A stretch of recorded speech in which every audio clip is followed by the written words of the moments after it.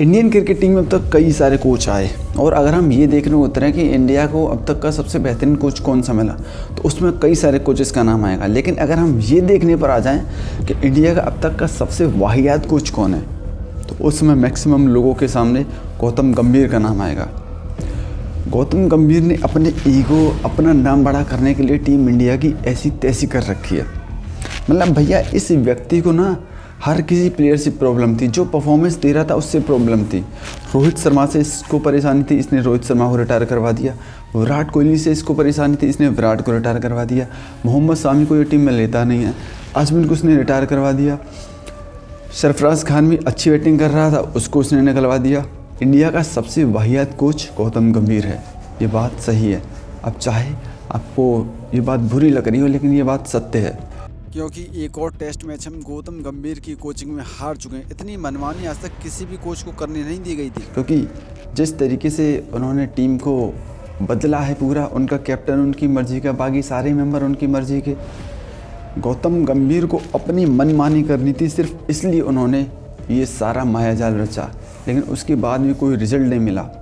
अब तो भैया इस फालतू के कोच के ऊपर रवि शास्त्री ने भी सवाल उठाए हैं। उन्होंने भी कहा किस तरीके की टीम का सिलेक्शन है, ये कैसी टीम है भाई, मतलब किस तरीके, ये पिच की गलती नहीं, ये बैटर्स की गलती है। भाई कभी तुम्हारा कोई बैटर फिक्स है कि इस बंदे को मैं इस पोजीशन में खिलाना है? नहीं भाई, एक टेस्ट मैच है, तुम किसी को भी 8 नंबर पर खिला रहे हो, किसी को भी 3 पर लेकर आ जाते हो। इस तरीके से कोचिंग नहीं की जाती।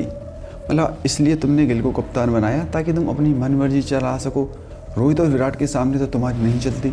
जब प्लेयर अच्छी परफॉर्मेंस नहीं करते तो गंभीर उनसे कह देते हैं जाओ डोमेस्टिक क्रिकेट खेल कर आओ।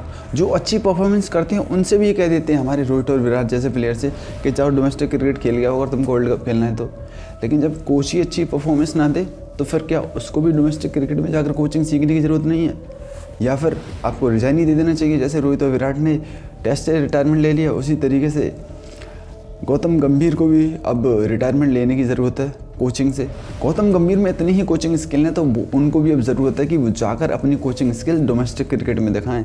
यहाँ पर आने की ज़रूरत नहीं है। एक पॉलिटिशियन बंदा जो कुछ समय पहले पॉलिटिक्स में था, उससे आप कैसी उम्मीद रख सकते हैं? वो टीम के अंदर पॉलिटिक्स ही करेगा। आप हर्षित राणा को देख लें, हर स्क्वाड के अंदर हर्षित राणा होता है। सुमन गिल को उसने टीम में रखा है, बल्कि उसको कप्तान बना दिया। T20 टीम में उसने ज़बरदस्ती सुमन गिल को फिट किया। क्या ये पॉलिटिक्स नहीं है?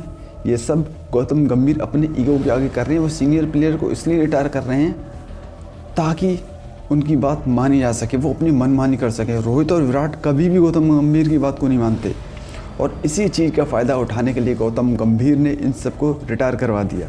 उन पर इतना प्रेशर डाला कि उन्होंने टेस्ट क्रिकेट से रिटायर ले लिया।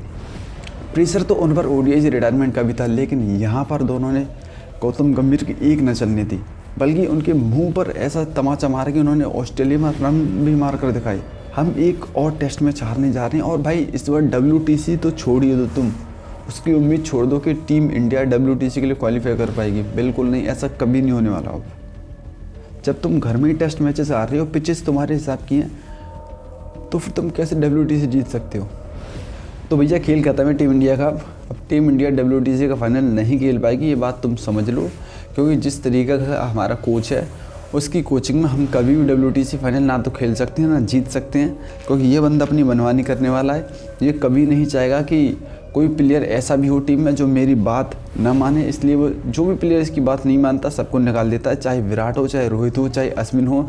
इसने शामी को भी टीम में इसलिए नहीं लिया और उसका नतीजा तुम देख रहे हो किस तरीके से टीम लगातार टेस्ट मैचेस आ रही है। जो टीम कई सालों से एक भी टेस्ट मैच भारत के अंदर नहीं हारी थी, बल्कि विदेशी टीम भी उसे डरती थी कि हमको घर में आकर हरा देगी, और वही टीम अपने ही घर में अपनी द्वारा बनेगी पिच पर इतनी बुरी तरीके से हार रही है। ये दूसरा टेस्ट भी हम बहुत बुरी तरीके से हारने वाले हैं, ये लिख कर ले लो तुम। क्योंकि जिस तरीके की टीम को बनाकर कर दिया है ना इस गौतम गंभीर ने, ऐसा शायद कोई भी कुछ नहीं करता।